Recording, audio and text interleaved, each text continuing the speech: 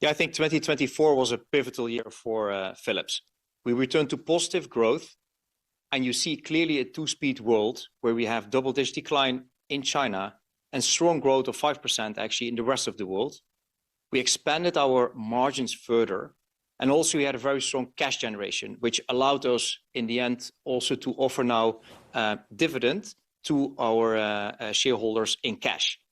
We reduced liabilities, as you know, when we actually closed and finalized the settlement. So we've made a lot of progress on fundamentals, and that's also momentum that we take into 2025 in a more uncertain world that we all know that we're dealing with every day.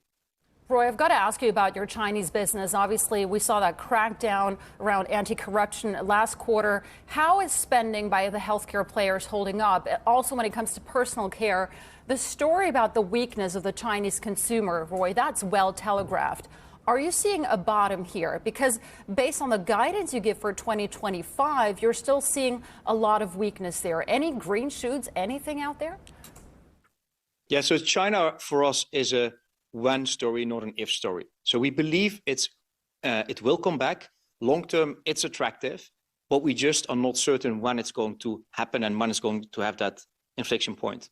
So if you look at the consumers, indeed more subdued, and we also see that in 2025. We also are still cautious on the healthcare spending. We still see slower procurement. But as you say, we had some green shoots in December in particular, where we saw some more tender activity. Now, we have to be seen if that is being taken into the rest of the year. Now, if that would strengthen and continue to support more of the conversion into orders and sales, we will also see that coming back into the China and then the Philips numbers. But we said for sure in the first half, we see the same momentum as we have seen in the second half of 2024 continuing. And then let's see what happens in the second half.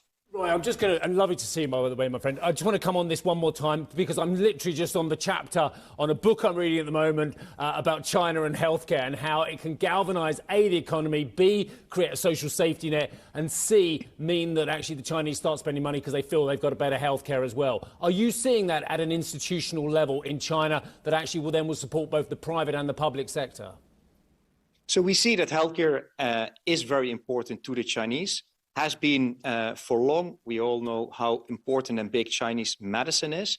And also we see that there's an aging population that is rapidly growing. So actually we see the need for healthcare really increasing. That also you see in then pent-up demand that will now kind of start to build up. Ultimately, they need also the equipment to do the diagnosis. They need to have the latest CAT labs to really treat more of the stroke and cardiac issues they're having.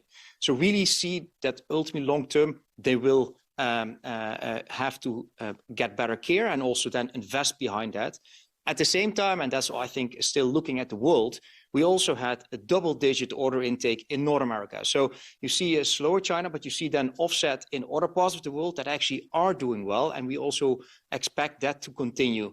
Right. And as then China comes up, the total world growth will come up. Yeah.